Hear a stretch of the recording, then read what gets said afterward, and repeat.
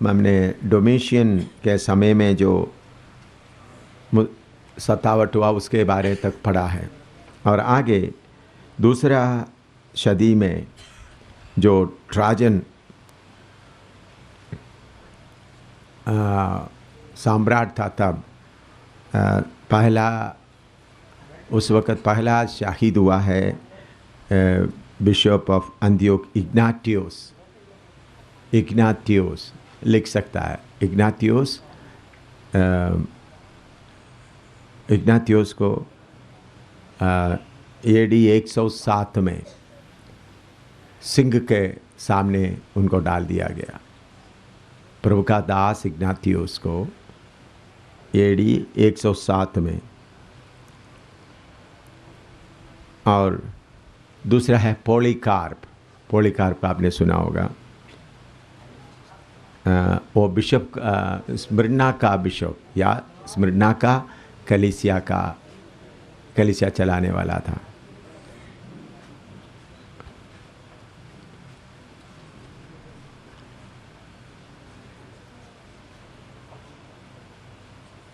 उनको उधर में पोलीकार्प को कैसा शहीद हुआ, उस समय उनका उम्र 86 साल का था। लोगों का एक बहुत बड़ा त्यौहार हो रहा था। उस त्यौहार होते समय में लोग बोले हमको मजाक करने के लिए या हमको खुशी के लिए कुछ चाहिए, तो तब उन लोग ये 86 साल उम्र वाला पोलीकार्प को उस गांव में था, उस गांव में से लेके आया और उन्होंने अपना कलीसिया प्रभु के हाथ में सौंप दिया। और उसके बाद उनको उन लोग एक खंबे में बांध कर चारों तरफ आग डालकर उनको जला दिया। वो जलते समय में लोग खुशी मना रहे थे। मैंने आपको बोला पहला सदी के और दूसरे सदी के कलीसिया का लोगों को यीशु मसीह के कारण कुछ भी नहीं मिला दुनिया के तौर पर। कितने लोगों को ये बात सुनाई दिया है? उनको दुनिया के तौर पर कुछ भी नहीं मिला, बल्कि उनके पास जो कुछ था, मकान था, पति, कितने लोगों का पति, पत्नी, बच्चे सब क्या हो गए? तितर पितर हो यीशु मसीह के कारण। मकान खत्म हो गए, जंगलों में रहना पड़ा और उसके बाद उनका प्राण भी खोना पड़ा। तो अभी आजकल बहुत सारा लोग मसीह में किसके लिए आता है? ताकि उनका दुख मुसीबत दूर हो जाए। पास्टर लोग भी सेवा करते समय में ज़्यादा इसके ऊपर ध्यान देता है। तो यीशु मसीह का उपदेश दो नहीं है। यीशु मसीह का तालीम उपदेश सिर्फ एक ही है। तो कीमत देने वाला ही परमेश्वर के राज्य में पाया जाएगा। तो पहला सदी के लोगों को बहुत नुकसान उठाना पड़ा। पोलीकार्प बड़ा प्रभु का दास 86 साल उम्र का है। उनको इतना सेवा करने के कारण उनको मिला हुआ क्या है? उनको उधर में बड़ा त्यौहार, समझ लो इधर का होली होता है, दीपावली होता है, उसी मुताबिक त्यौहार के समय में उस बुजुर्ग आदमी को पकड़कर खंबे में बांध लिया। उनको खंबे में बांध लिया। पहले उन्होंने 1 घंटा समय उनसे मांगा। उन्होंने 1 घंटा समय दिया। उस 1 घंटे के समय में प्रभु मैं अपने आप को आपके हाथ में सौंपता हूँ। जितना कलीसिया का आपने मुझे जिम्मेवार बनाया है, उस कलीसियाओं को आपके हाथ में सौंपता हूँ। ऐसा उन सबों के लिए प्रार्थना करने के बाद खुशी से चलो आप जो कुछ करना करो। तो उन लोग उनको बांध दिया। उन्होंने खंबे में बांधते समय में खंबे के साथ खड़ा करके लकड़ी, चारों तरफ लकड़ी लगा दिया। तब उन्होंने बोला मुझे खंबे के साथ बांध ले, ताकि लकड़ी जब जलते समय में मेरे शरीर में जब दर्द लगेगा मैं छोड़कर ना भागे। इस यीशु के लिए मैं अपना प्राण अर्पण करें। ये कोई कहानी नहीं है। इग्नातियोस कितना बड़ा प्रभु का दास था। उनको भी मजाक के लिए लेके आया तो सिंह के सामने उनको डाल दिया गया। तो अभी जो यीशु मसीह के नाम से आशीष मिलेंगे बोलना है, वो सब शैतान का उपदेश है। यीशु का कलीसिया का उपदेश नहीं है, सब शैतान का उपदेश है। बर्बादी का उपदेश है। तो पहला सदी में कितने लोग, दूसरा सदी में तो पॉलीकार्प का हालत ऐसा हुआ।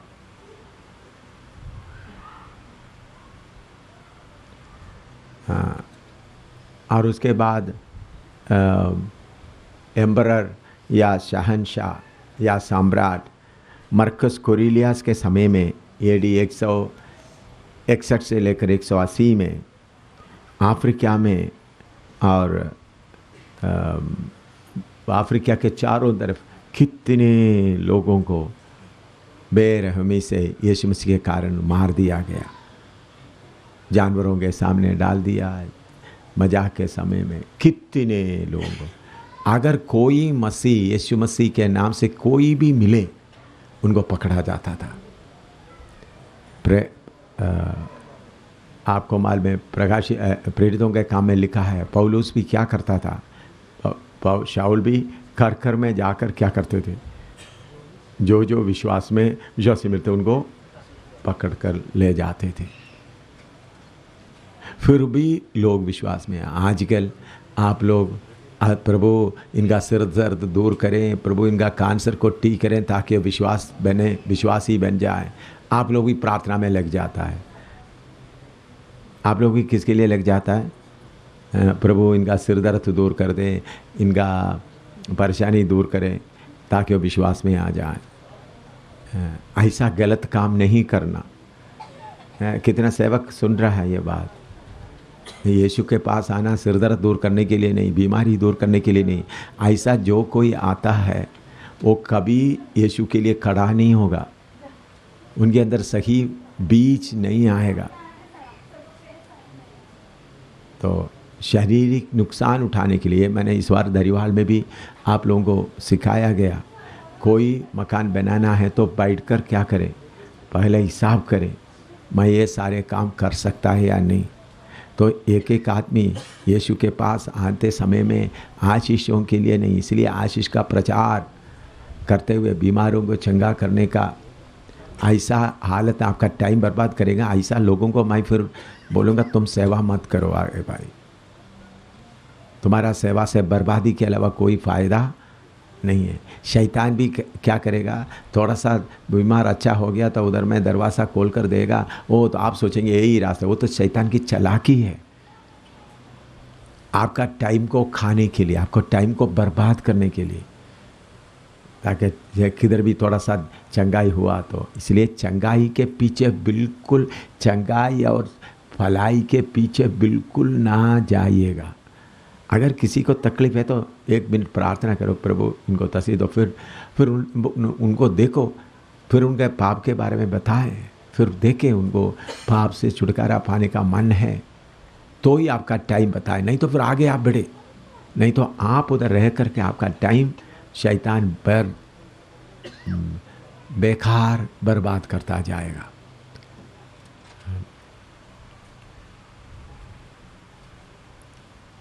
और ये जो अफ्रीका में ऐसा हालत हुआ था, मसीह लोग कोई चीज़ खरीद नहीं सकते। बाज़ार में जाएगा तो बाज़ार में देखा तो उनको क्या करेंगे, पकड़ेंगे। उनको कोई चीज़ खरीदने के लिए नहीं। और दूसरा उनका हक भी पूरा ख़त्म किया था बाकी लोगों के सामने। तो उन्होंने उनको ही हक देता था जो सम्राट का पूजा करता है। उन्हीं दिनों में जगह जगह में सम्राट का रूप रखा हुआ होता था। जो सम्राट का रूप के सामने झुकेंगे उनको ही कुछ खरीदने के लिए, बेचने के लिए भी मौका मिलता था। तो विश्वासी लोग ज़्यादातर जंगलों में रहते थे। सुन रहा है आप? करीबन 230 साल तक विश्वासी लोग जो विश्वास में आ जाते हैं किधर जाकर रहते थे, जंगल में। जंगल के पत्ते, जंगल के जो जड़ी बूटी जो मिलता है वही खाते थे। फिर भी जंगल में ढूंढ कर उनको पकड़ने के कारण उन लोग कैटाकॉम्ब्स का मतलब जमीन के नीचे बनाया हुआ जगहों में आराधना करते थे। और ज़मीन के नीचे बनाए हुआ जगहों में उन लोग आराधना करने के लिए, ज़मीन के नीचे बनाया हुआ, इधर में अभी फ़ान वगैरह लगा हुआ है। तो मैं जब नेपाल में जब थे तो मुझे अनुभव है, नेपाल में नहीं चाइना में, कि कितना मुसीबत के बीच में लोग रहते थे, आराधना करते हैं कितने दूर। एक बार मैं एक ग्रुप को लेकर 27 किलोमीटर पैदल चला जंगल के बीच में जाने के लिए।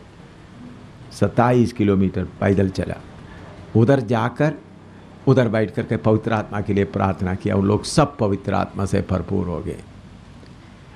एक बार रात को 1.5 घंटा समुद्र के अंदर सफ़र करते एक छोटा टापू में पहुंच गए। उधर भी पहुंचने के बाद जितने लोग, उस वक़्त दिल्ली का पास चंद्रपाल भी मेरे साथ था, उन लोग उस चट्टान पर रेत में बैठकर पवित्र आत्मा पाने के लिए कृपा दिया। तो पुराने ज़माने में कैटाकॉम्स अभी भी बहुत दिखा देते, पृथ्वी के नीचे खोद कर बनाते थे। सीमेंट वगैरह का नहीं है, उस वक़्त सीमेंट वगैरह नहीं होता, कोई चट्टान वगैरह पृथ्वी के नीचे गुफा तक बनाते थे। उधर में ऐसा होता था, समझ लो, इधर में कैटाकॉम्स ऐसा अलग अलग रूप में बनाया जाए राउंड में, तो मछली का रूप बनाते थे। मछली का रूप ऐसा बनाकर उनका पूंछ ऐसा, तो उनको मछली का वो ज़मीन में, सीमेंट से नहीं, ज़मीन में मिट्टी में ऐसा अंगुली से क्या करता था, मछली का रूप लगाते थे। इधर में एक मछली का रूप लग गया, फिर इधर में आकर एक मछली का रूप लग गया। ऐसा मछली का रूप देकर के उसका दरवाजे पर पहुंचते थे। दरवाज़ा भी बना क्या है, पत्थर से बना हुआ, उसके अंदर बैठ कर के अंदर घुसना है। ऐसा जगह में लोग क्या करते थे, आराधना करते थे यीशु मसीह के लिए। अभी आपको आराम से चलकर आराधना करना तो आपको मुश्किल हो जाता है, कर्फ्यू में भी आने के लिए। लेकिन मैं देखता हूँ मेरे साथ जो लोग थे उनको आने के लिए इतना मुश्किल नहीं दिया, लोग सब जितना बहुत तकलीफ़ वाला था वो भी आए थे। तो इतना तकलीफ़ देख कर के कैटाकॉम्स के अंदर, ऐसा एक जगह में नहीं, बहुत कैटाकॉम्स, उनको बोलते थे कैटाकॉम्स।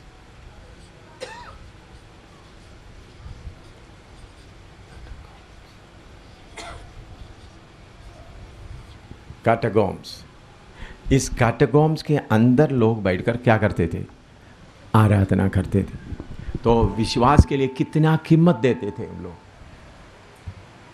तो जो परमेश्वर के साथ का, जो स्वर्ग का वास के लिए यीशु मसीह के साथ में रहकर जो वास करना चाहता है, वो कीमत देने के बिना नहीं जा सकता।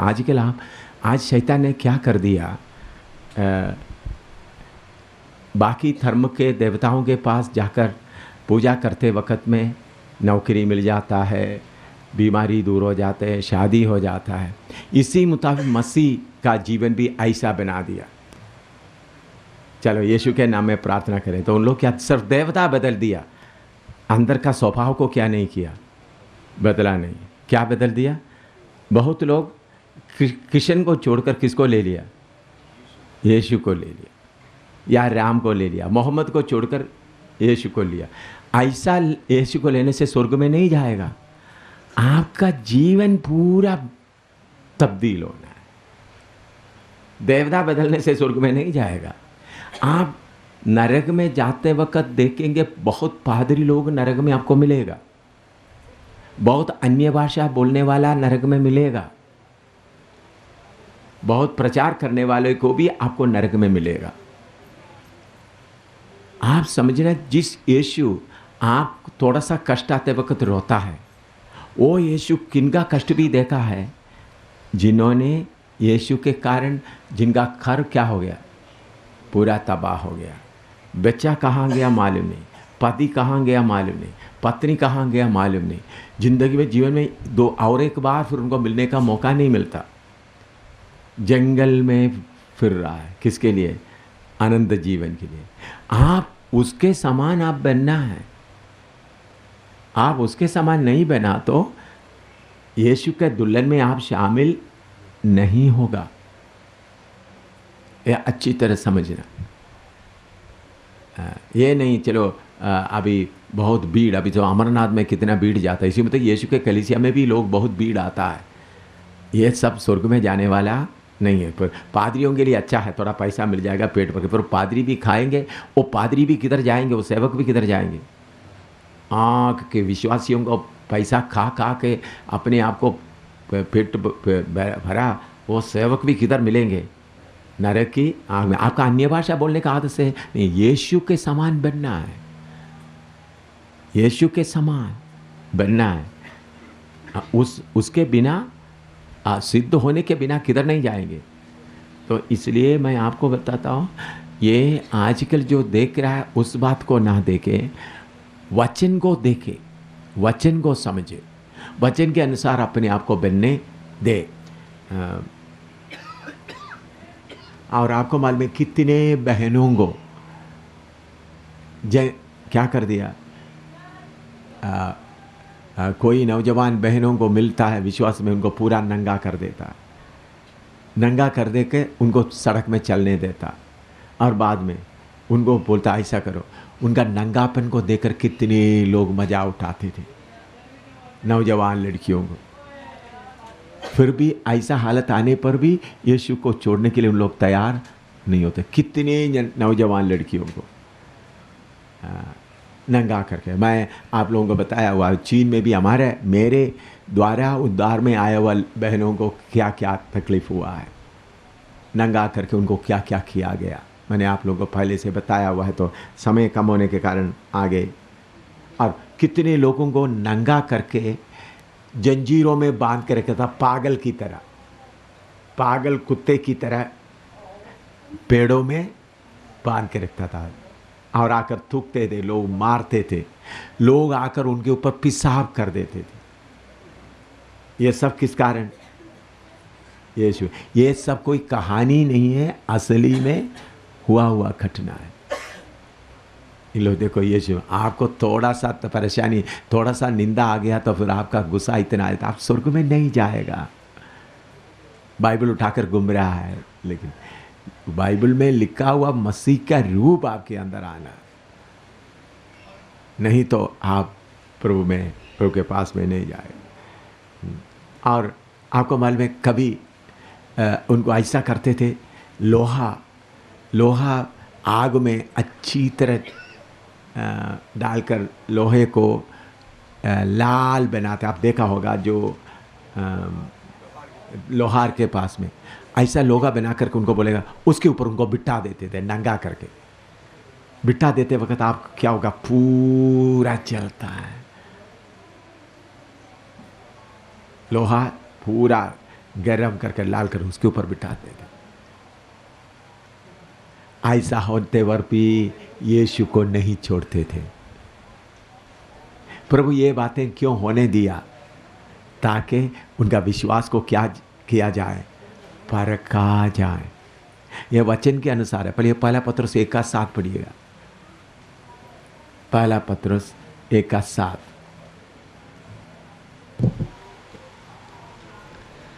और यह इसलिए है कि तुम्हारा परखा हुआ विश्वास, जो आग से ताए हुए नाशमान सोने से भी कहीं अधिक बहुमूल्य है, यीशु मसीह के प्रकट होने पर प्रशंसा और महिमा और आदर का कारण ठहरे।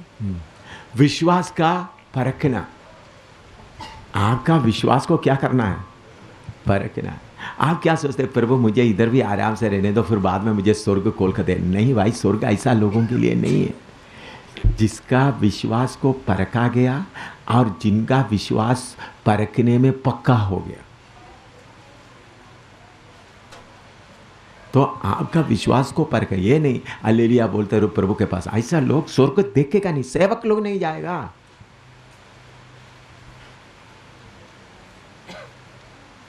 यीशु का सेवा बोल के चलते थे, तो वो सेवक को क्या मिलता है? इधर में आदर मिलता है, अपना खाना पीना मिल जाता है। ऐसा नहीं मेरे प्यारो, प्रभु हमेशा एक सा है। पहला सदी का विश्वासियों को देखा है, अभी का विश्वासियों को प्रभु देख रहा है। तो सबका लेवल कैसा होना है? एक ही लेवल होना है। अभी सतावट बहुत आने वाला है, तो इसलिए मैं आपको प्रभु ने ये बहुत बताया सेवकों को, बाकी उनका सारे प्रोग्राम को कैंसिल करके वचन सीखें ताकि लोग तैयार हो जाएं उस बड़ी सतावट को सामना करने के लिए। तो अभी जो कुछ हमारे सामने जो सतावट हो रहा है कुछ भी नहीं है, जो आने वाला सतावट के सामने ये कुछ भी नहीं है। तो ऐसा बीच में सतावट के बीच में जाकर सिद्ध होना बहुत जरूरी है। वैलेंटीना एक बहन थी, वैलेंटीना, उसका नाम है वैलेंटीना।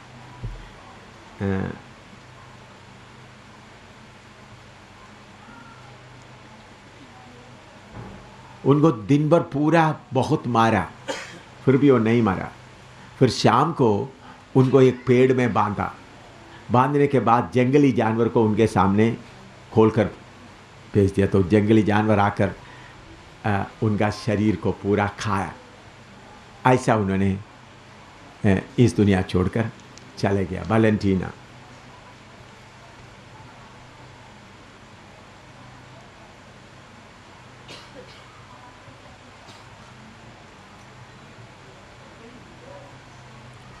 और आप सबको शायद जो किताब पढ़ने वालों को मालूम है, मार्टिन जस्टिन मार्टियर, जस्टिन वो एक बहुत बड़ा इतिहास लिखने वाला था। और अच्छी तरह सेवक लोग भी सुनना ये बात, जस्टिन मार्टियर का कैसा, जस्टिन बहुत माना हुआ किताब लिखने वाला था यीशु मसीह के कलीसिया का। उनको अदालत में ले गया, मजिस्ट्रेट उनसे पूछा, उनको अदालत में लेके मजिस्ट्रेट उनसे पूछा, क्योंकि उन लोग जी उठने के बारे में विश्वास नहीं करते। तो मजिस्ट्रेट ने उन्हें पूछा कि तुम सोचते हैं कि तुम मरे हुए में से जी उठेंगे? क्या सवाल पूछा सुनो, अदालत में ले जाकर खड़ा करके उनसे पूछा, क्या तुम सोचते हैं तुम मरे हुए में से जी उठेंगे? तो उन्होंने बोला, मैं सोचता नहीं बल्कि मुझे पक्का मालूम है मैं मरे हुए में से जी उठूंगा। एकदम सबके सामने वो मजिस्ट्रेट उनका गर्दन काटने की आज्ञा दिया। तो मरे हुए में से जी उठना ये विश्वास रखने के कारण उनका गर्दन क्या कर दिया, काट दिया गया। क्योंकि वो प्रचार करता था, न्याय के दिन आता है, किताब लिखने वाला था। उन्होंने उनको बोला, तो सचमुच में मरे हुए में से जी उठेंगे? नहीं, तुम सोचते हैं तो मरे हुए में से जी उठेंगे? उन्होंने बोला, मैं सोचता नहीं बल्कि पक्का मुझे मालूम है मैं क्या होऊंगा, मरे हुए में से जी उठेंगे। ये बोलने के कारण उनको क्या कर दिया है? तो आपको मालूम हो रहा है विश्वास के लिए कितने लोग कीमत दे दिया। हाँ, AD 195 में, AD 195 में सेप्टिमस उधर का शहंशाह था, उन्होंने आया, रोमी लोग कोई भी मसीह नहीं बनेंगे। रोमी लोग कोई भी, अगर कोई मसीह बन गया उनका जायदाद पूरा कब्जा किया जाएगा, उनको घर से निकाल दिया जाएगा। उनमें से जो कोई ताकत वाला है, जो शरीर में कोई ताकत हो, उनको जानवर की तरह उनको गुलाम बना दिया जाएगा। जैसा हमारा गधा है और गधा के साथ और दूसरा बैल है, इसी मुताबिक कोई भी विश्वासी बनेगा तो उनको क्या बना दिया जाएगा, उनका जायदाद पूरा सरकार कब्जा किया जाएगा, बाद में उनको गुलाम बना दिया जाएगा। फिर उनका काम क्या है, जानवर की तरह कार्य करना। ऐसा होने पर भी कितने लोग, अभी हम लोग क्या करता है, सिर दर्द दूर करने के लिए यीशु के ऊपर लोगों को लाता है। कितने बार बोलने पर भी कुछ सेवक लोगों का मन ऐसा है, चलो ये बच जाएगा बच जाएगा बच जाएगा बोल के फिर भी उनके पीछे पड़ा रहता है। मैं समझ रहा है आपको? तो मसीह बनने के लिए कीमत देने वाला ही बन सकता है। आप किसी को नकली, किसी को कैसा भी लाने के लिए कोशिश ना करें। वो आपका सिर्फ टाइम खाएगा। उधर में मसीह बनेगा तो क्या होगा? पूरा घर। तो मसीह बनने के पहले बैठ कर सोचना पड़ेगा, मैं मसीह बनेगा, मेरा घर क्या हो जाएगा? खत्म हो जाएगा। मेरा पति को कोई ले जाएगा, मेरा पत्नी को कोई ले जाएगा, मेरे बच्चे को कोई ले जाएगा। सब आप लोग सुन रहा है? ऐसा स्टैंडर्ड में आजकल कितना विश्वासी बन जाता है। बोलिए, आप लोग सेवक लोग कितने लोगों को बनाता है? अगर किसी का तकलीफ दूर नहीं होता, आप उपवास में बैठकर उसके लिए प्रार्थना शुरू करते, प्रभु इनका तकलीफ दूर करें ताकि वो विश्वास में, आप ही स्वर्ग में नहीं जाएगा, आपका विश्वासी भी स्वर्ग में जाएगा। सुन लग, कौन नहीं जाएगा? आप पहले नहीं जाएगा, आप नहीं जाएगा, आपका विश्वासी भी नहीं जाएगा। ये बात आपसे अच्छी तरह समझिए।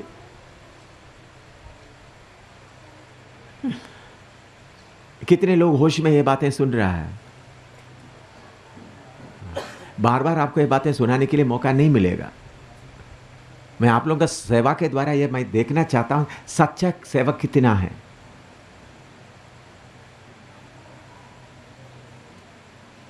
ऐसा इतना सतावट होने पर भी कितने लोग किसमें आ गया? विश्वास में आ गए। तो पहले सदी के लोग, दूसरे सदी के लोग विश्वासी बनते वक्त उन्होंने किस बात के लिए तैयार रहना था? मैं विश्वासी बन जाएगा तो मेरा घर चले जाएगा, मेरा पति को कोई ले जाएगा, मेरा पत्नी को कोई ले जाएगा, मेरा बच्चे को क्या बनाया जाएगा? गुलाम बनाया, दोबारा कभी नहीं देख सकेगा, दोबारा कभी नहीं देख सके। इस हालत में होने पर भी कितने लोग विश्वास में आए? क्योंकि स्वर्ग का स्टैंडर्ड दो नहीं है। पहले सदी के लोगों का दर्जे पर जब तक आप नहीं आएगा, आप स्वर्ग में नहीं जाएगा। ये स्वर्ग में ऐसा नहीं, पहले सदी के लोगों के लिए एक अलग दर्जा है, अभी के लोगों के लिए अलग, ऐसा नहीं। पहले सदी के लोगों के दर्जे पर जब तक आप नहीं आएगा, आप क्या नहीं होंगे? स्वर्ग में नहीं जाए। तो इतना सतावट होने के कारण पहले सदी का लोग गौ परखा गया। अभी प्रभु सतावट अभी शुरू करने जा रहा है, इधर उधर सिर्फ निशानी मिल गया। क्यों? इस कलीसियाओं में से असली लोगों को क्या करना है? देखना है असली लोग कौन कौन है, असली लोगों को कौन है असली में प्रभु के पीछे चलने के लिए जो तैयार है। मैं कोई कहानी नहीं बता रहा हूं, असली हुआ घटना आपके सामने बता रहा हूं।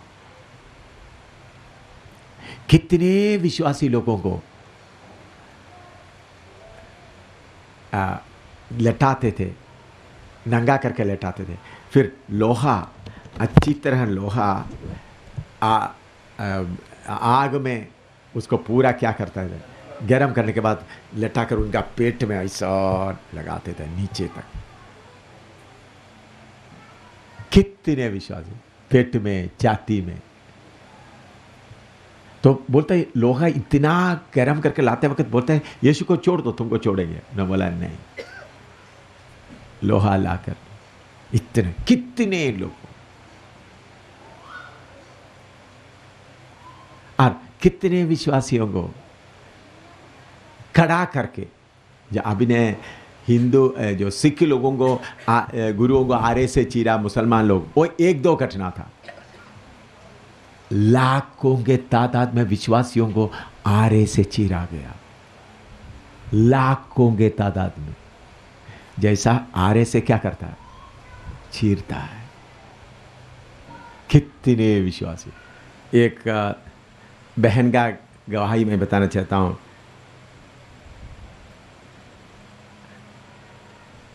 उसका नाम भी आता है लियोनीडिस, और उनको जेल में डाल दिया। उनका पत्नी और उनका 7 बच्चे हैं। पत्नी एक स्लिप, एक कागज़ में लिखकर भेज दिया। मुझे सोचकर और हमारे 7 बच्चों को सोचकर आप विश्वास को ना छोड़ें। क्या लिखा? पत्नी क्या लिखा हैं? मेरे बारे में सोचकर और हमारे बच्चों को सोचकर आपको क्या ना करे, विश्वास को ना छोड़े। जब उनको छोटा सा चिट्ठी पत्ते में लिखा मिला, उसको चूमते हुए अपने आप बलिदान होने दे दिया। हाँ, हमारा बहन लोग क्या लिखेंगे? बोलो, आप बहन लोग क्या लिखेंगे? उनको इसी मुताबिक बाइबल क्लास वगैरह नहीं था। वो बहन लिखा मेरे बारे में और 7 बच्चों को सोचकर आप विश्वास को ना छोड़ें। आप लोग क्या लिखेंगे? आप लोग बोलेंगे कैसा भी आप निकल आ जाओ, हैं? मेरा प्रेम को थोड़ा याद करो, हम इकट्ठा मरेंगे। उन्होंने बोला आपको पकड़ के ले गया, कोई बात नहीं, मुझे और मेरे बच्चों को याद करके क्या करें, विश्वास को ना छोड़े। वो पत्ते में लिखकर उनको जेल के अंदर मिल गया, तो उन्होंने मरने के लिए आगे तैयार होकर आ गए। परपचुआ, आप लोग हाँ पढ़े होंगे, परपचुआ कैसा अपना छोटे दूध पीने वाला बच्चों के साथ में यीशु मसीह के लिए कैसा उनको सताकर मार दिया गया। उनको परपचुआ का बोला है, उनको बोला हुआ क्या है, एम्परर के नाम से एक बार प्रार्थना करो। क्या बोला? शाहनशाह, शाह जो सम्राट के नाम से क्या करो, एक बार प्रार्थना करो। परपचुआ एक बहन थे, उनका बच्चा भी दूध पीने वाला बच्चे थे। उन्हें बोला मैं यीशु के नाम के अलावा और किसी का नाम मेरे मुंह में नहीं लूँगा। वो छोटे बच्चे के साथ उनको मार दिया गया, परपचुआ का।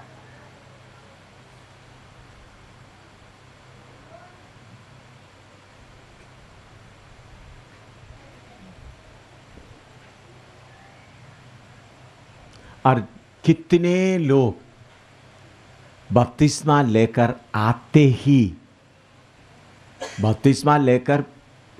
ही कहीं बपतिस्मा करके किसी को मालूम हो जाते तो लोग जाकर चुप कर रहते थे, कहाँ बपतिस्मा होता। बपतिस्मा लेकर बाहर आते ही उनको गुलाम बना कर ले जाएगा या उनका गर्दन काट देगा। तो लोगों को बपतिस्मा लेना है तो किसके लिए तैयार होकर बपतिस्मा लेते थे? बोलो, गर्दन कटवाने के लिए तैयार होते थे, अच्छा होने के लिए। फिर भी कितने लोग बपतिस्मा लेते थे। अभी उसी मुताबिक इधर में होगा तो कितने लोग विश्वास में आएगा? कितने लोग विश्वास में आएगा?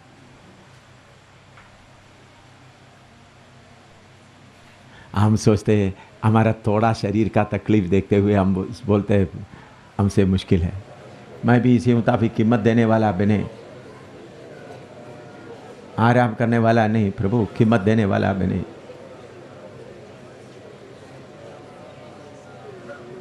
हालेलुया।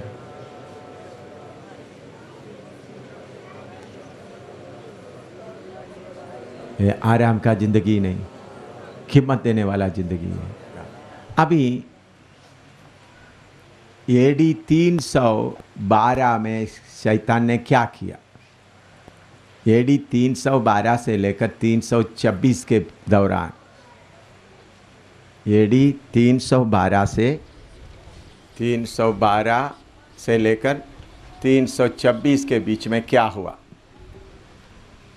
उस वक़्त का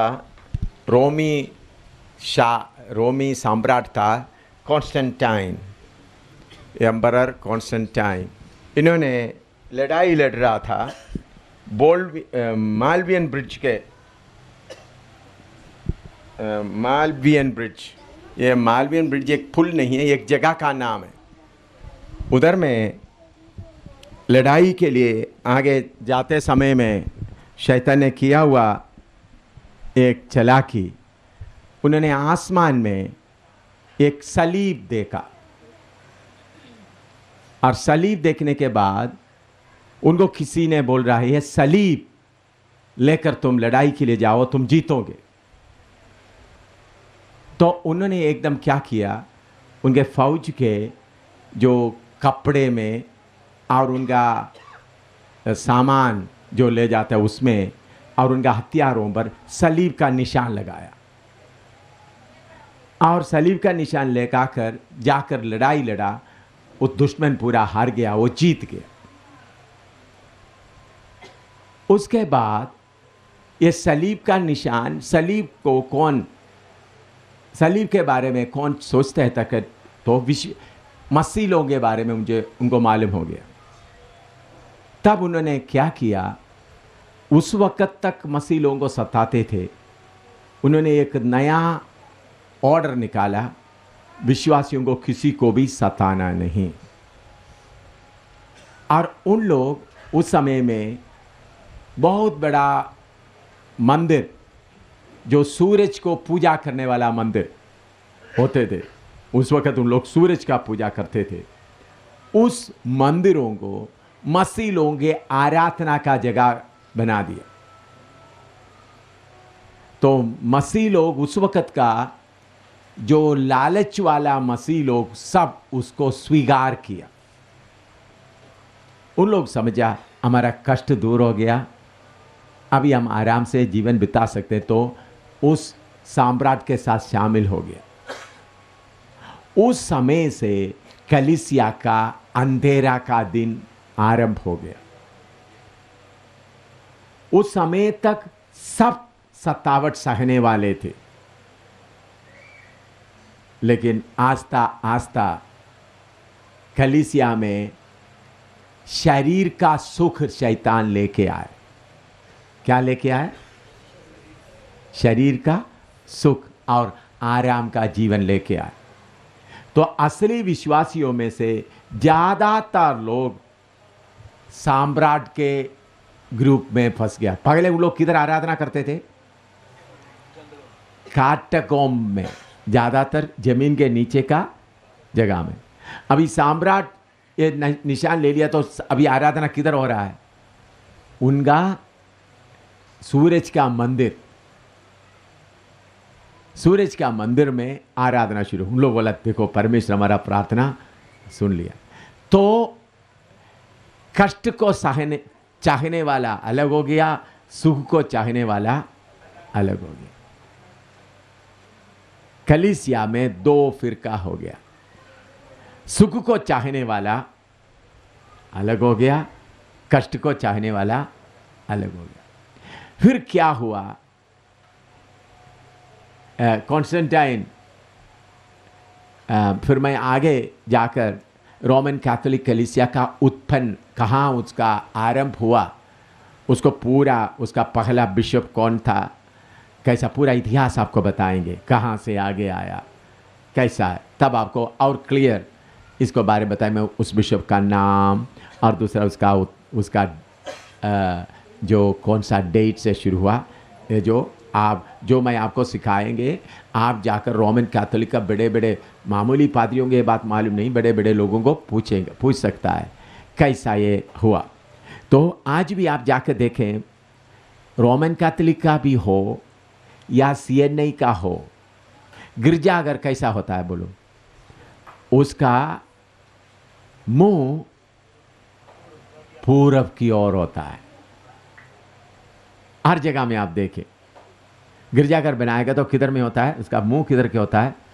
पूर्व और पश्चिम होता है। आप लोग देखे होंगे, पादरी लोग खड़ा होकर लोगों को आराधना करने के बाद क्या होता है, जो बड़ा आराधना आता है वक्त सीधा क्या करता है?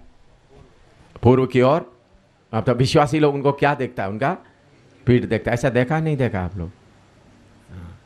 तो ये पूर्व की ओर देखकर आराधना कहाँ से हो गया?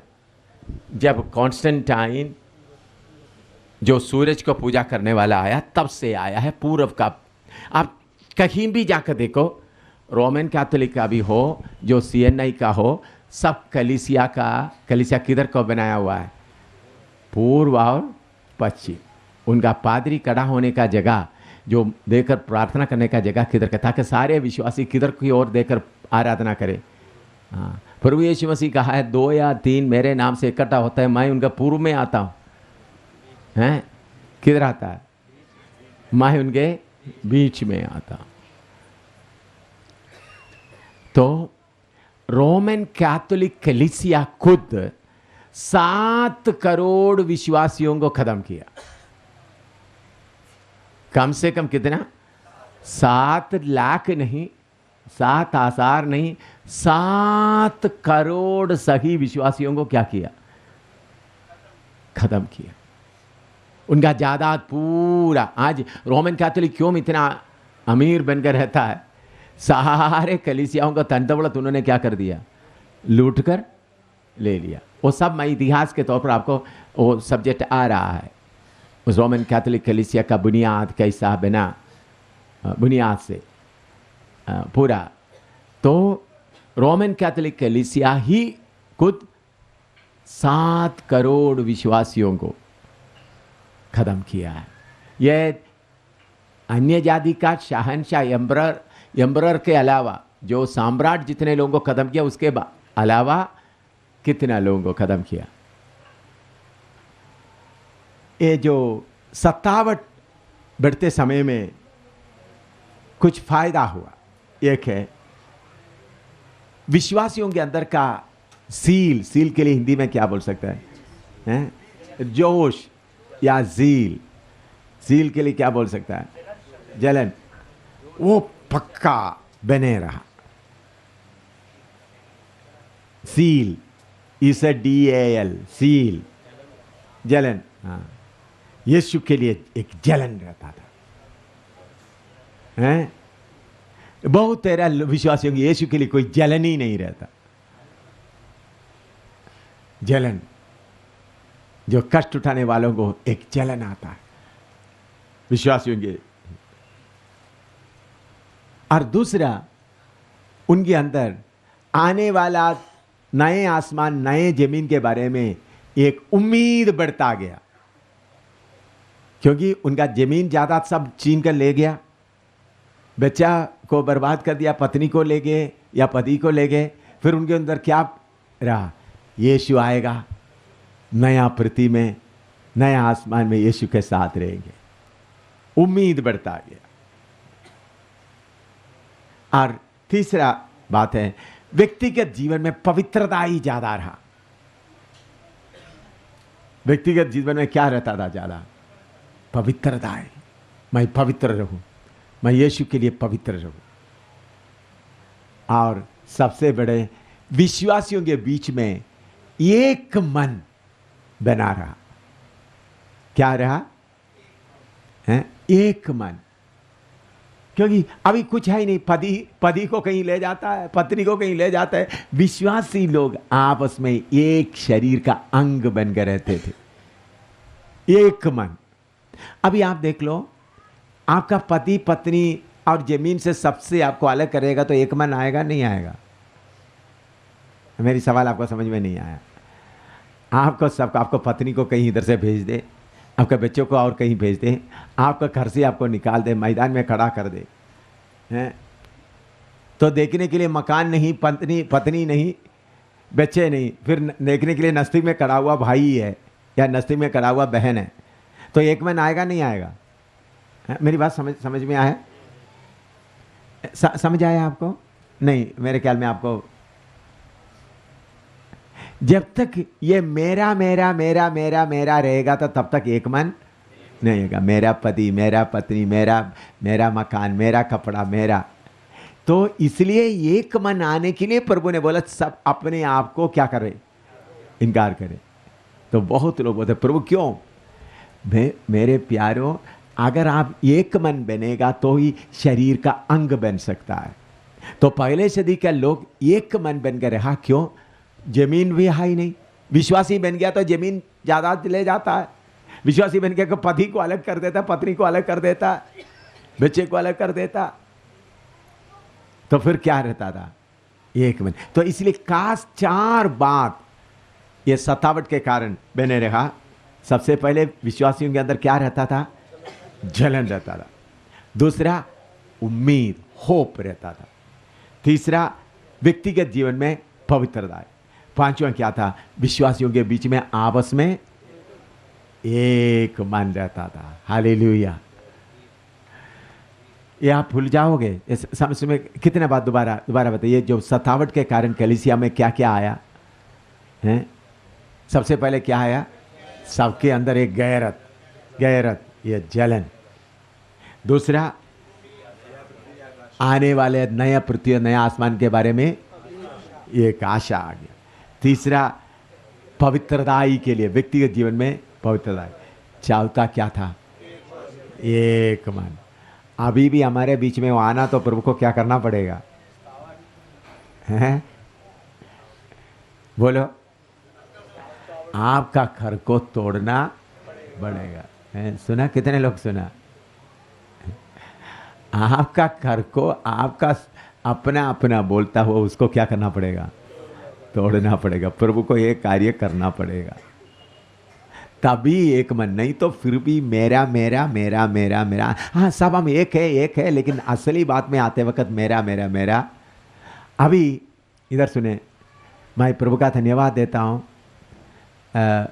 जम्मू के इधर के विश्वासी लोगों के लिए उन लोग अपना घर खोल कर दिया। तो पहला सदी में इस सतावट के कारण क्या क्या आया लोगों के अंदर?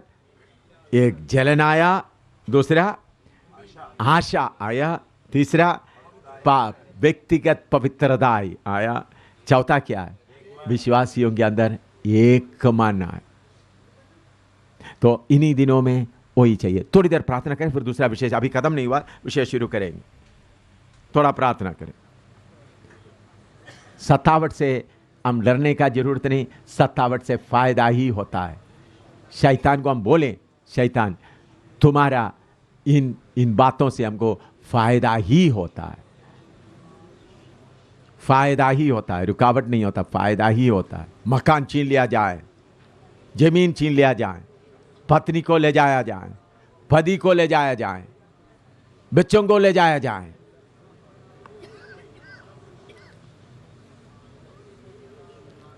हालेलुया,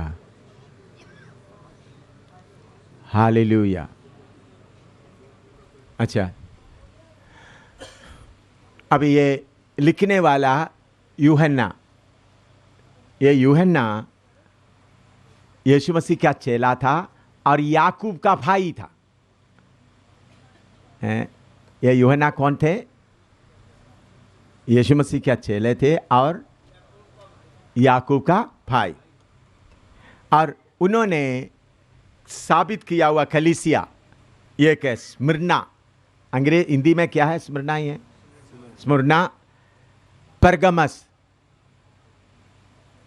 पढ़िएगा वो कलीसियाओं का नाम। आप हिंदी में आपको मालूम होता, प्रकाशित वाक्य में आइएगा, पहला अध्याय,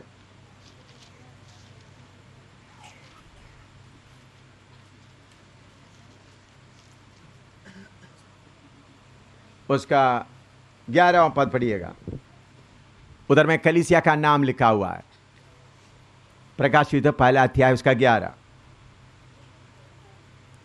कि जो कुछ तू देखता है उसे पुस्तक में लिखकर सातों कलीसियाओं के पास भेज दे, अर्थात इफिसुस और स्मुर्ना, इफिसुस, स्मुर्ना और पिरगमुन और थुआतीरा और सरदीस और फिलदिल्फिया और लौदीकिया में। लवोदिकिया। नोट करो, इन्होंने इतना कलीसिया इन्होंने क्या किया था? साबित किया था। जब इनको पकड़वाते समय में इफिसुस के कलीसिया में सेवा कर रहा था। इफिसुस के कलीसिया में सेवा करते समय में उनको पकड़वाया गया। कितना कलीसिया साबित किया था उन्होंने? 7 कलीसिया। उनको इफिसुस कलीसिया में उन्होंने सेवा करते समय उनको पकड़ के रोम में भेजा गया। रोम में मैंने पहले आपको बताया, उनको उबालता हुआ तेल में डाला गया और उस बड़ा तवा का, बड़ा बर्तन का ढक्कन भी बंद किया था। कुछ देर के बाद आकर देखा तो वो उसके अंदर मुस्कुरा रहा है। इसलिए उनको पत्मोस नाम टापू में भेजा गया।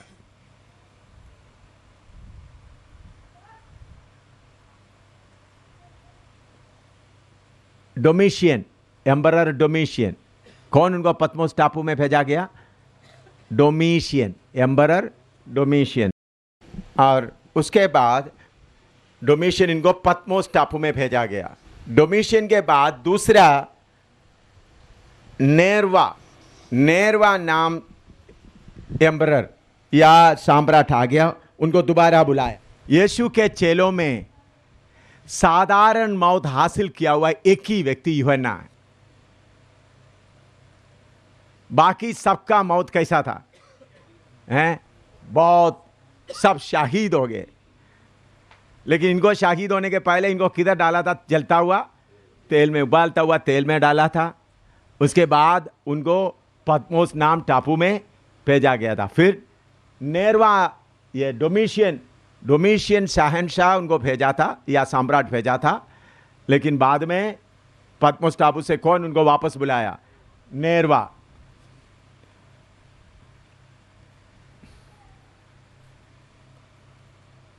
ये किताब एडी 96 में लिखा है करके आम तौर पर जो किताब बाइबल के बारे में जो पंडित लोग सोचकर बताते हैं, एडी 96, एडी 96, ये किताब एडी 96 में लिखा है।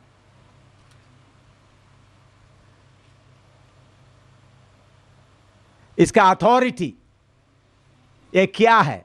उसका पहला अध्याय का पहला पद पढ़िएगा। पहला अध्याय का पहला पद। यीशु मसीह का प्रकाशित वाक्य। यीशु मसीह का प्रकाशित वाक्य ये किसके बारे में प्रकाश करता है?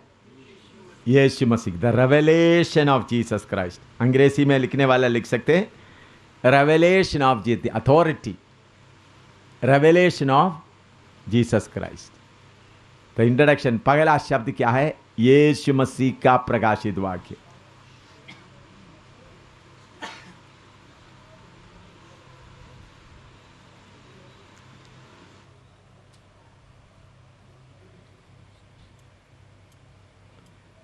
बाइबल में एक ही किताब है जिसमें पढ़ने वालों को आशीष दिया हुआ किताब। पढ़िएगा इसका पहला अध्याय का तीसरा पद।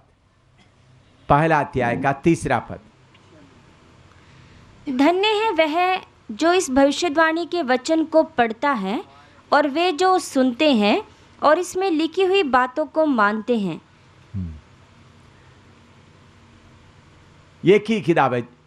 यह पढ़ने वाला भी धन्य है। जिसको पढ़ना नहीं आता, बाकी लोगों से क्या करना चाहिए? सुनना। पढ़ने वालों को भी धन्य है और सुनने वाला। आप अपना बच्चों को बोलना, और आप में से कोई जिसको हिंदी नहीं आता या उर्दू नहीं आता या पंजाबी नहीं आता है, आप अपना बच्चों को बोलना, बेटे पढ़ो। ये पढ़ने वालों को आशीष मिलता है और सुनने वालों को। एक ही किताब है। और जिन्होंने इसके वचन को नहीं मानता उनको श्राप बताया हुआ एक ही किताब है। प्रकाशित वाक्य 22 का 18 और 19 पढ़िएगा। प्रकाशित वाक्य 22 का 18 और 19। मैं हर एक को जो इस पुस्तक की भविष्यवाणी की बातें सुनता है गवाही देता हूँ कि यदि कोई मनुष्य इन बातों में कुछ बढ़ाए तो परमेश्वर उन विपत्तियों को जो इस पुस्तक में लिखी है उस पर बढ़ाएगा, और यदि कोई इस भविष्यवाणी की पुस्तक की बातों में से कुछ निकाल डाले तो परमेश्वर उस जीवन के पेड़ और पवित्र नगर में से जिसकी चर्चा इस पुस्तक में है उसका भाग निकाल देगा। पहले अध्याय में लिखा है, पहला अध्याय तीसरा पद में लिखा है, जो इसको पढ़ता है उनको क्या मिलेगा? आशीष मिलेगा। लेकिन आखिरी 22वां अध्याय में आकर क्या लिखता है? दोबारा पढ़ो, 22वां अध्याय का 18-19। मैं हर एक को जो इस पुस्तक की भविष्यवाणी की बातें सुनता है गवाही देता हूँ कि यदि कोई मनुष्य इन बातों में कुछ बढ़ाए तो परमेश्वर उन विपत्तियों को जो इस पुस्तक में लिखी है उस पर बढ़ाएगा। और यदि कोई इस भविष्यवाणी की पुस्तक की बातों में से कुछ निकाल डाले तो परमेश्वर उस जीवन के पेड़ और पवित्र नगर में से जिसकी चर्चा इस पुस्तक में है उसका भाग निकाल देगा। हाँ, अच्छा, इस किताब का एक दूसरा खूबी यह है, 7 नंबर 7 बार बार आता है। 7 नंबर बार बार आता है। पहला पढ़िएगा 1 का 12 पढ़िएगा, 1 का 12 या 13, हिंदी में 12 या 13 पढ़िएगा। और मैंने उसे जो मुझसे बोल रहा था देखने के लिए अपना मुंह फेरा और पीछे घूमकर मैंने सोने की 7 दीवटें देखी। हाँ, सबसे पहले सोने का 7 दीवट लिखो, 7 कैंडल स्टिक। अंग्रेजी में लिखने वाला लिखे 7 कैंडल स्टिक या सोने का 7 दीवटें। तो हेडिंग लिखने, इसमें नंबर क्या है, 7 का नंबर बहुत है, वो मैं आपको इकट्ठा निकाल के बताना चाहता हूं। पहले क्या है, 7 कैंडल स्टिक, 7 दीवटें या 7 कैंडल स्टिक। नंबर 2, 5 का, प्रकाशित 5 का 1 पढ़िएगा, प्रकाशित वाक्य 5 का 1। और जो सिंहासन पर बैठा था मैंने उसके दाहिने हाथ में एक पुस्तक देखी जो भीतर और बाहर लिखी हुई थी और वह 7 मोहर लगाकर बंद की गई थी। 7 मोहर लगाया हुआ है उसमें। एक 7 दीवट देखा, उसके बाद क्या देख रहा है, 7 मोहर, 7 सील, 7 सील।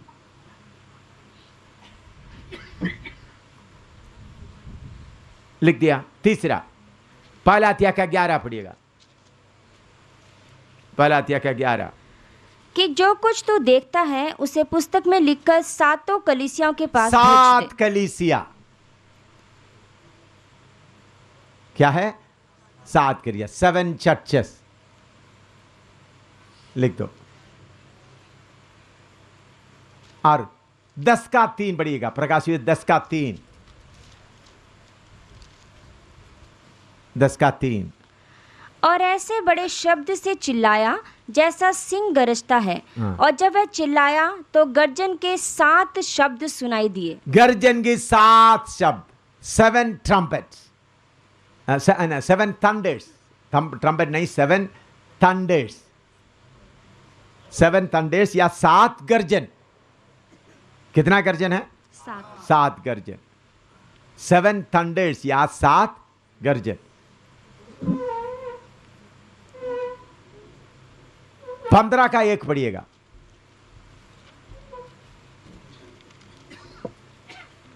15 का 1।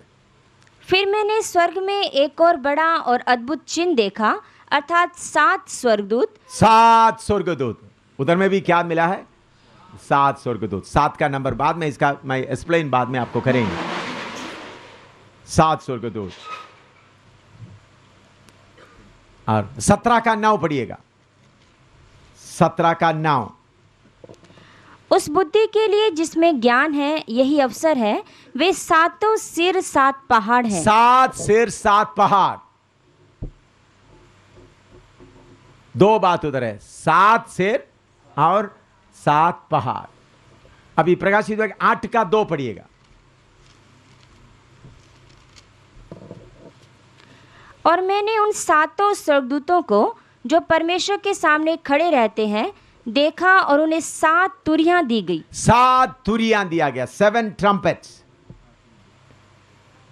7 तुरियां।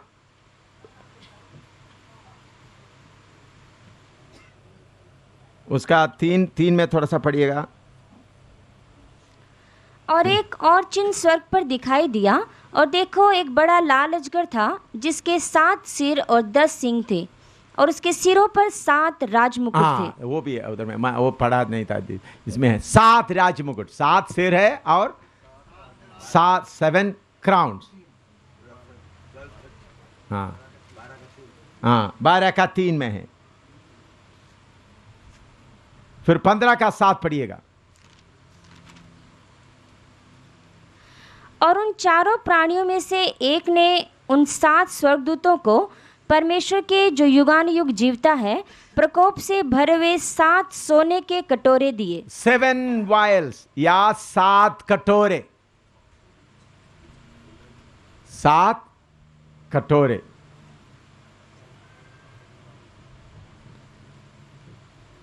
हाँ, 15 का एक पढ़िएगा। फिर मैंने स्वर्ग में एक और बड़ा और अद्भुत चिन्ह देखा, अर्थात 7 स्वर्गदूत जिनके पास 7 पिछली विपत्तियां थी। 7 विपत्तियां, 7 प्लेग्स, 7 विपत्तियां। प्रकाशित 4 का 5 पढ़िएगा, 4 का 5। और उस सिंहासन में से बिजलियां और गर्जन निकलते हैं और सिंहासन के सामने आग के 7 दीपक जल रहे हैं। हाँ। ये परमेश्वर की 7 आत्माएं हैं। 7 आत्माएं, 7 स्पिरिट्स, 7 आत्माएं। और प्रकाशित 1 का 16। और वह अपने दाहिने हाथ में 7 तारे लिए हुए था। 7 तारे, 7 स्टार्स।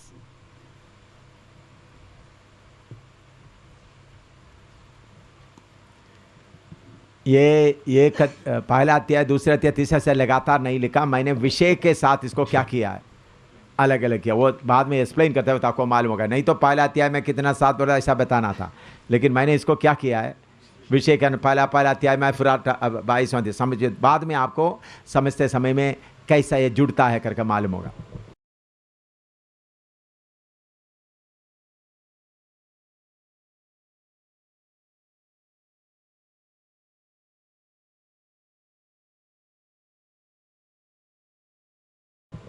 अभी इसमें 7 नो मोर, 7 नो मोर होगा नहीं। कितना होगा नहीं, कितना है 7 पढ़िएगा। 21 का 1 पढ़िएगा, प्रकाशित वाक्य 21 का 1। फिर मैंने नए आकाश और नई पृथ्वी को देखा, क्योंकि पहला आकाश और पहली पृथ्वी जाती रही थी और समुद्र भी ना रहा। समुद्र ना रहा, ना रहने वाला 7 बातें। समुद्र ना रहा, नो मोर सी।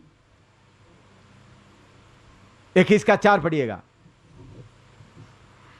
और वह उनकी आंखों से सब आंसू पोंछ डालेगा, और इसके बाद मृत्यु ना रहेगी, ना शोक, ना विलाप, ना पीड़ा रहेगी। विलाप ना रहेगा, नो मोर सोरो। क्या नहीं रहेगा? विलाप ना रहेगा। और नो मोर क्राई, नो मोर क्राई, शोक ना रहेगा। फिर नो मोर पेन या पीड़ा नहीं रहेगा। उसी आयत में मिल रहा है ना। फिर 22 का 3 पढ़िएगा। और फिर श्राप ना होगा। श्राप, नो मोर कर्स, श्राप ना होगा। फिर 22 का 5 पढ़िएगा। और फिर रात ना होगी। रात नहीं रहेगा। है? देखो, रात नहीं रहेगा तो सोएंगे कहां? हैं? हैं जी?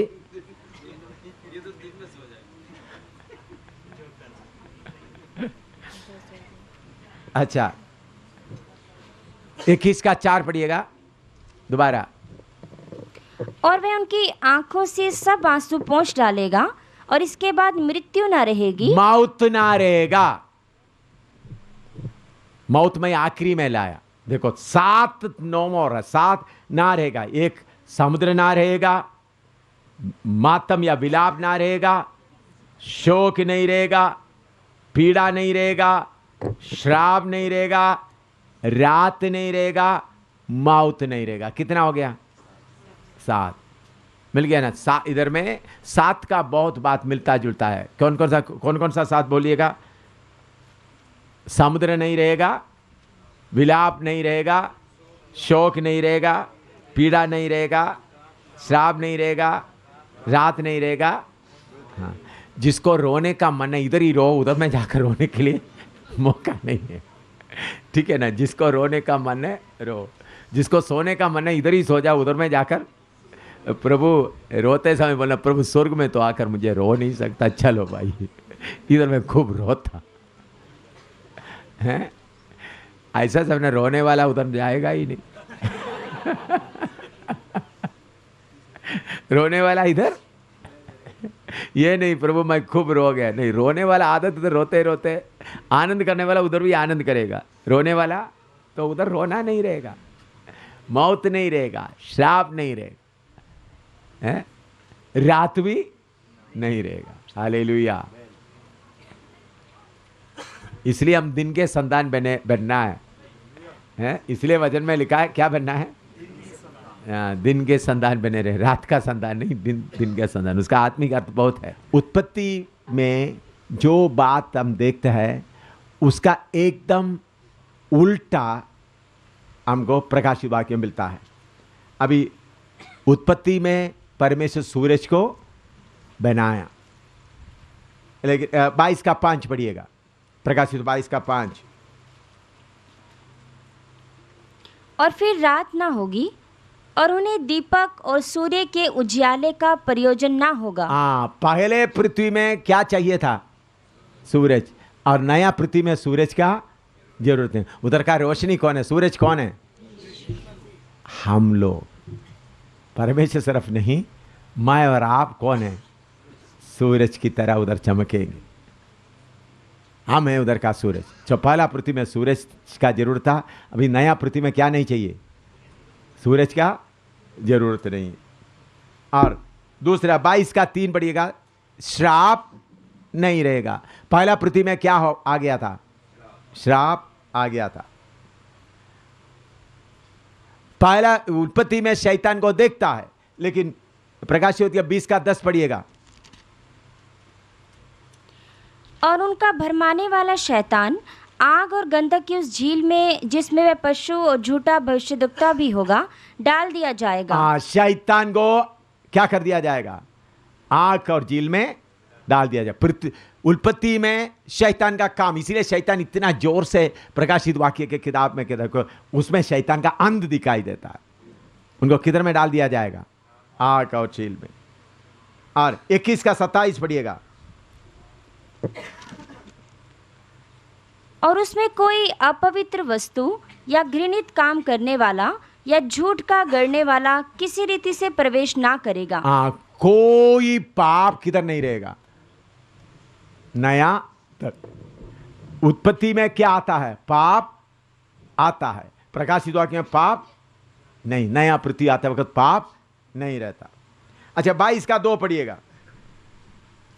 और नदी के इस पार और उस पार जीवन का पेड़ था। जीवन का पेड़। और आदम को एदन वाटिका से क्यों निकाला गया?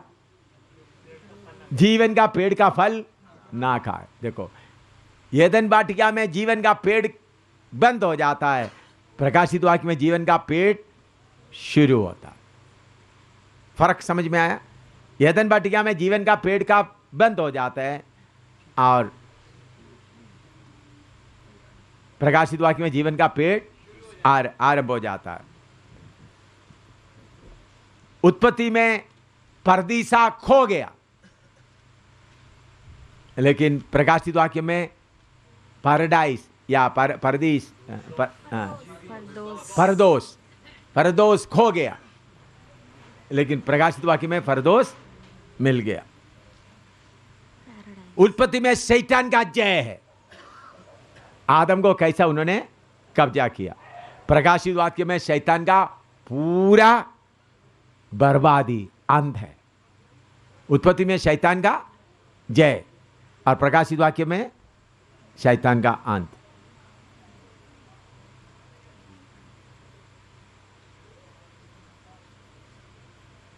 प्रकाशित 22 का 16। मुझे यीशु ने अपने स्वर्गदूत को इसलिए भेजा कि तुम्हारे आगे कलीसियाओं के विषय में इन बातों की गवाही दे। मैं दाऊद का मूल और वंश और भोर का चमकता हुआ तारा हूँ। और उसका 6 भी पढ़िएगा। 12 का 6, 22 का 6, माफ करना, 22 का 6, माफ करना, मैं 12 बार बार मैं बोलता हूँ। 22 का 6। फिर उसने मुझसे कहा, ये बातें विश्वास के योग्य ये बातें विश्वास के योग्य है और सत्य है। हाँ, और प्रभु ने जो भविष्यद्वक्ताओं की आत्माओं का परमेश्वर है अपने स्वर्गदूत को इसलिए भेजा कि अपने दासों को वे बातें जिनका शीघ्र पूरा होना अवश्य है हाँ, दिखाए। इस किताब में जो जो बातें लिखा यीशु मसीह सीधा इसका सर्टिफाई किया गया। सर्टिफाई किया है, उसके लिए हिंदी में क्या बोल सकता है? प्रमाणित किया गया। 22 का 6 और 22 का 16 दोनों में यीशु मसीह सीधा इसका क्या कर रहा है? प्रमाणित कर रहा है, सर्टिफाई कर रहा है। प्रमाणित करने के लिए उर्दू में क्या शब्द बोलता है? सबूत, साबित कर रहा है या है